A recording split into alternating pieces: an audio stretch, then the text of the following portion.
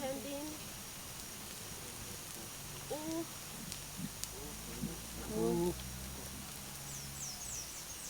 Soong tun. Talon. Yatel. Tulakalikukal. Tih optesh. Tih ahtesh. Yatel tulakalikul. Tiktalik. Optesh. We have the same, like mission in ourselves. We love the art. We love, our culture. We were so proud of it. We did challenge a lot of things together because it's challenging. But we were not afraid. And by being 5, we were so strong that nothing was impossible. If we have to walk, we walk. If we have to, and bring down the slates on our back, we do it. So it was beautiful, and I think all that strength and that vision, that mission that we did have, we were able to accomplish it. And up to the day of today, all the sisters are, in that community work, doing what we have to do until our last days.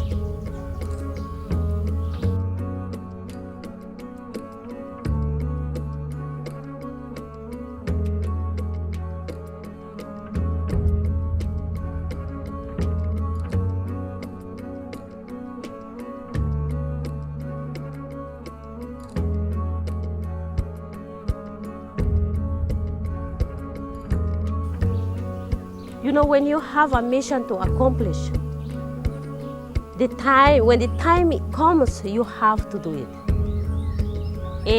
You don't need to force yourself. The day will come, and you will find out yourself, in there doing it. And I think, that's something that the young people have, to really, learn from it.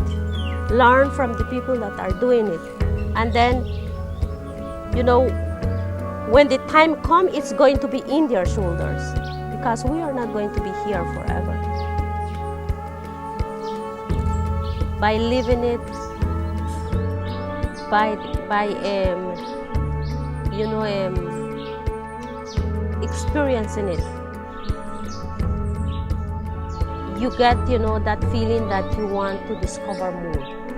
Because the way we used to discover our fruits, our flowers, and then our families, are able to transmit it to us, then it's like, you want more, And so when the time came, that we have to accomplish that mission, we just have to do it. Because when we were very young, it's like exploring. But then when the time came and the age came, then we have to do it. Like opening the gate for others to follow.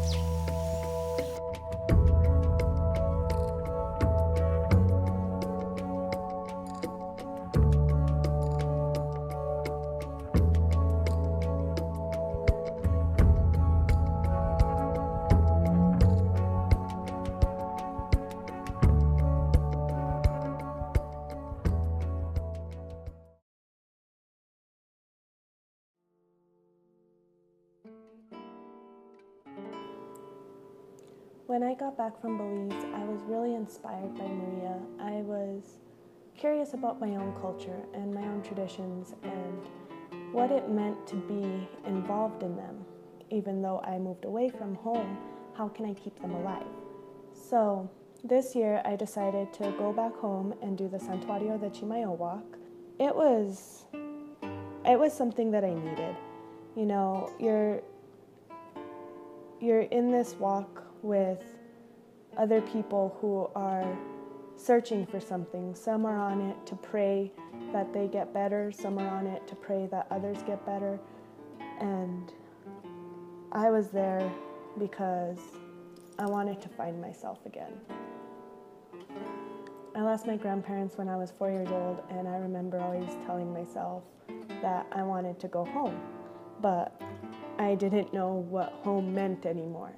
I lost that source of comfort in having them there and having them to ask questions and to learn about where we came from, who we are, and just really connect with them on a whole different level. And Maria was so right when she said that our elders are the best way that we could learn about ourselves and our culture and our traditions, because they're the ones that have been living them and carrying them on.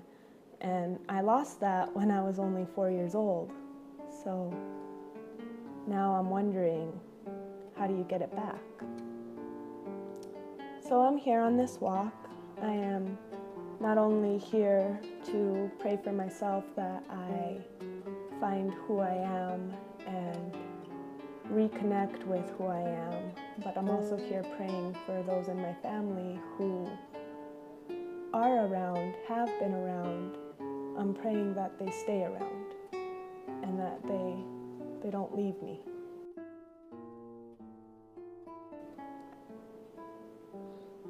If you don't know your history or your culture or where you come from, then you don't really know who you are, because that's a huge part of what makes you you. It's a huge part of what you have to pass on to those who come after you. Just teaching them everything that you know, that way they know and they can pass it on. And your memory, the memories of those that came before you, and their memories can continue to grow and be passed on and just really continue to be around and alive, just like our culture. Culture is something that you have to keep on discovering. It's not something that you can just know. You have to experience it. Just like this walk, you can't explain to somebody else what it feels like to be on it, and you can't explain the kind of connection that you feel with your culture, your religion, and everything around you. It's something that you really have to experience. And this walk isn't for just Catholics like myself, it's for everyone. It's a moment of meditation between you and what you believe in. And that's what makes this walk so special, is because it's almost like you're in a direct connection to what you're looking for and what you're praying for. If you focus all of your energy on it, you can find it.